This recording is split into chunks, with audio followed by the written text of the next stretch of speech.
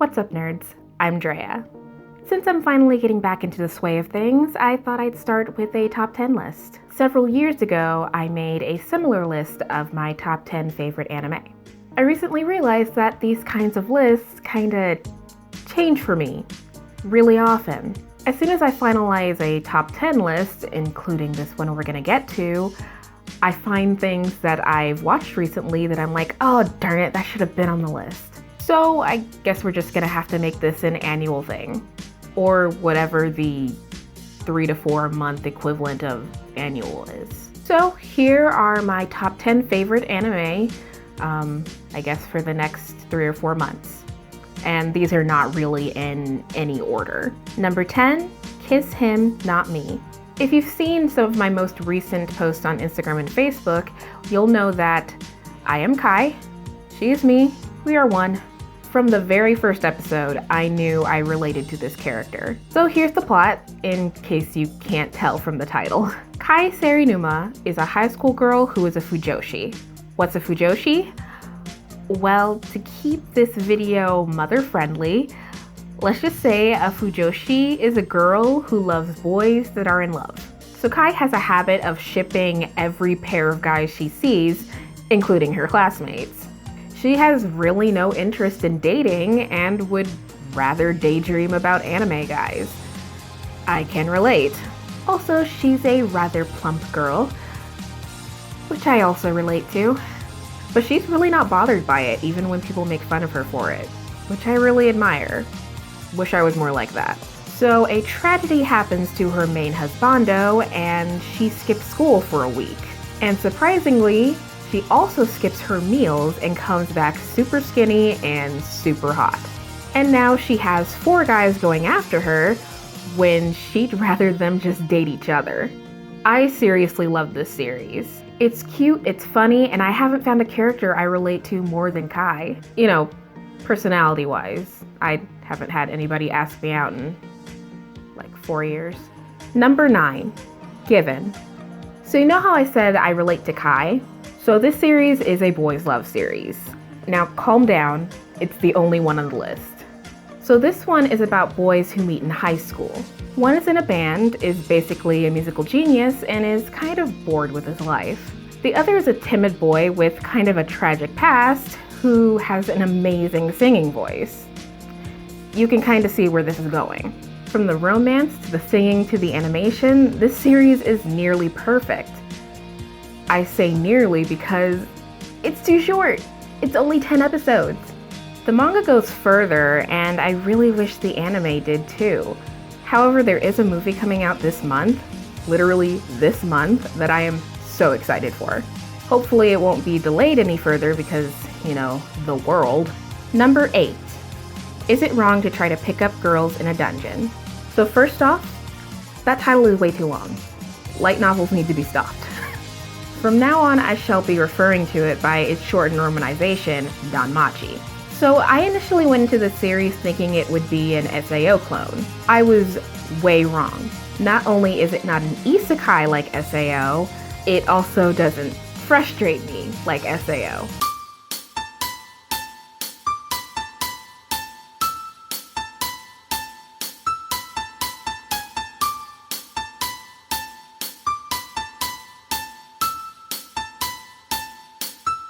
In a fantasy world that runs pretty much on video game logic, the gods have come down from heaven seeking excitement. They invite mortals to join their different familias. They also journey to the dungeons to defeat monsters. One adventurer named Bell is the only member of the Hestia familia. He goes into the dungeon and immediately runs into a monster that he can't defeat. Just as he's about to be killed, he is saved by one of the strongest adventurers, Ais Wallenstein. He immediately falls in love with her and vows to become stronger to get up to her level. He's also super noble and wants to bring honor to his goddess. So this is not really an action series. I thought it was going to be, but it's not. It is fairly bloody though.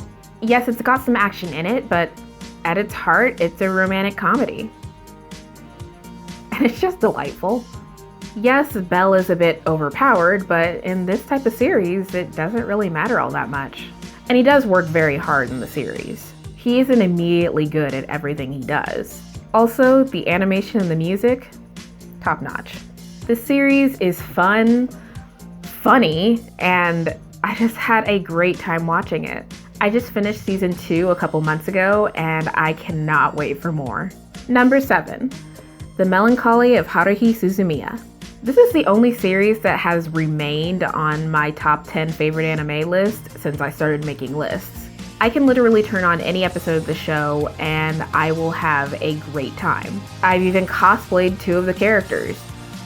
One of them 8 times, but that was just, an ill-conceived project.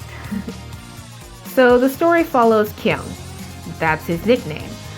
As far as I know, we never find out his name, though it may be revealed in one of the light novels I haven't read yet. On his first day of high school, he just wants to fly under the radar and just have a good year. But all that changes when he meets Haruhi Suzumiya. I'm Haruhi Suzumiya from East Junior High. First off, I'm not interested in ordinary people. But if any of you are aliens, time travelers, or espers, please come see me. That is all. And I'm gonna leave it at that. That clip is all you should need. That's all you need to determine if this series is for you or not, in my opinion. Now, even though the series is great, I love it so much, the interesting thing is the difference between the broadcast order and the chronological order. The chronological order just has all the episodes the way that they should be, in my opinion, but the broadcast order had them all mixed up. And since the series has great animation and is great in both languages, this has been the biggest debate.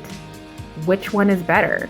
I really like chronological order for most things, so I'll watch it in chronological order. However, there are many people that actually prefer the broadcast order. They say it captures more the spirit of the series and breaks up the larger story beats. Well, if you want to watch the series, both Funimation and the DVD have the chronological order, so who wins? None of us, because it's still being debated to this day. Anyway, watch the series, you won't be sorry. Number 6, No Game, No Life. So the first thing I want to say about this series is you need to be either okay or desensitized to several things to watch this series. I can't stress that enough. And this one is not mother rated. On the surface, this is a series people can point to as to what's wrong with anime. However, I cannot stress enough how much this series captures the spirit of being an otaku. So the story follows 2 genius siblings, Shiro and Sora. Both are antisocial shut-ins who do nothing but play games all day. What kind of games? Well, all games. And they're good. They've never lost, except to each other. One day, thanks to a very bored god, they get transported to a world that relies entirely on game logic. Every conflict in this world is resolved by playing a game, and they have to stick to the outcome, even if physics has to alter itself to do so. The series is really good. Initially, I had issue with the color palette. It was a little hard on my eyes, but after 1 episode, I got used to it. Which, thank goodness, because I love the series. Sora and Shiro are not just gamers, they're also anime otaku as well. They make anime references, they even play music on their phones to make anime references more poignant. It's almost as if real-life otaku were thrust into an isekai. It's way too fun, way too short, and might be way too controversial, but I just watched this series this year and it already made this list. Also, I can't stress again, Mom, maybe don't watch this one. Number 5, Oren High School Host Club. This has been a favorite anime of mine for years, but I've been neglecting to talk about it or put it on any lists. I love it so much. It's funny, it's part of one of my favorite genres of anime, reverse harems, and I can watch it in both languages and still laugh. So this one is about scholarship student Haruhi Fujioka. Haruhi is attending the illustrious Oren Academy. This academy is made up mostly of kids from rich families. Trying to find a place to study one day, Haruhi stumbles into the Oren High School Host Club. This club is made up of 6 extremely beautiful and extremely rich pretty boys who entertain their female peers. After some hijinks, Haruhi accidentally breaks an 8 million yen vase. After that, it's decided that Haruhi will become a host. The only problem? Haruhi is a girl. This is one of the funniest series I've ever seen. However, even though it's full of jokes, it's not afraid to pull your heartstrings too. I pretty much love everything about this series, so you just really need to see it. Also, just to end the debate, Mori is best boy, Kyoya is close second. No need to say anything against it. I'm right. Moving on. Number 4, Attack on Titan. Mom, don't watch this one. So when I saw the first episode of this series many years ago, it scarred me. I had nightmares. However, now, this is one of my favorite series, and I can't tell you the plot at all because spoilers. I'm only even just showing you guys the first few minutes of episode 1, and that's because not only do I not want to spoil anything, I also don't want to scar anyone. So I'm keeping this really, really short. This series is way more amazing than you think it'll be after the first few episodes. It always keeps surprising you for better or for worse, and it can really make you think. It can also seriously horrify you, so maybe skip this one if you're not into that. Number 3, the Quintessential Quintuplets. I didn't really pay attention to the series name when I first started it. It just came up on Verve. I saw that it was a harem series, and I love harem series, so I decided to watch the first episode. So this is about a guy named Futaro who needs to find a tutoring job to take care of his poor family. So he gets the chance to tutor the 5 Nakano sisters, identical quintuplets. So as I was watching, I was like, you know what would be a stupid name for this series? The Quintessential Quintuplets. And lo and behold, that is the name of this series. The name is really stupid, but the story is really cute. It's not overly fan servicey, and it's not full of characters who are just harem stereotypes. Each of the girls has a distinct personality. Even Futaro, the harem lead, is a really good character. Really, the writing for the series is just fantastic. Number 2, Lost Song. This series is fantastic. Last year, I did a video that will never see the light of day, so I don't know why I'm mentioning it, about anime that you should definitely be watching. This one was at the top of that list. You need to watch the series. If you like music, you should be watching this series. If you like fantasy, you need to watch the series. If you like anime with twists, you need to watch the series. So I'll give you a light plot summary so I don't spoil anything. The story follows 2 girls, Rin and Finis. Rin is a girl who lives in a farming village, and Finis is employed by the royal capital. What they both have in common is that they can both use the power of song to control the elements. They're both basically like the Avatar, but with sheet music. And that's where I'll leave you because you should watch this series. I binged this whole series while I was off of work one day. It's short, but it's really, really good. I'd love a season 2, but I'm also happy where it ended. Just see it. Please see it. And before we get to number 1, a few honorable mentions. I had to cut this down quite a bit, so I'll probably just make another list. How Not to Summon a Demon Lord. I just finished this one, and if I had seen it before writing the script for this video, it easily would have been near the top. Re:Zero. I just finished the first season, and I'm really loving it. Can't wait to see season 2. Zombieland Saga.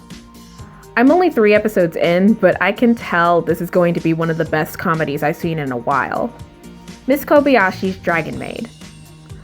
I totally forgot about this one and honestly should have put it on the list somewhere. Magi. A series I missed the first time. Super glad I saw it. It makes me happy just thinking about it. Rascal Does Not Dream of Bunny Girl Senpai. Don't judge this one by the title. It's super deep. Food Wars. A shonen series about food. A shonen series with equal opportunity fan service. A shonen series where I'm not bored. Sold.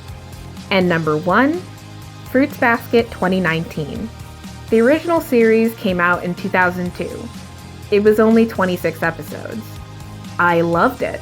And 17 years later, they finally come out with a new series.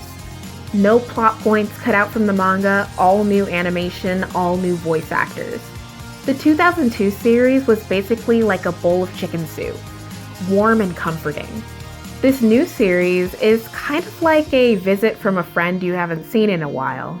You feel happy that you get to see them, but it's also bittersweet because you know they can't stay for long. Every time I watch an episode of this series, I end up in tears, either from happiness or from grief. The original series had a bit of that, but not nearly as much. Both the 2002 and the 2019 series hit similar beats, but the 2019 series definitely goes way more in depth. Overall, the two series have completely different feels. Now, I'd love to give you a plot synopsis, but I recently had a friend who didn't know anything about the series watch the first episode, and that was a fun reaction. So I'll just say, see this one. And Mom, this is definitely one you should watch. So thanks everyone for watching this video. If you liked it, hit the like button. If you didn't like it, don't hit the dislike button. It hurts my feelings and only fuels my hatred. Please subscribe if you haven't already, and ring the bell so you're notified whenever I decide to upload again. Have a good day, and I'll see you guys in the next one. Laters, nerds.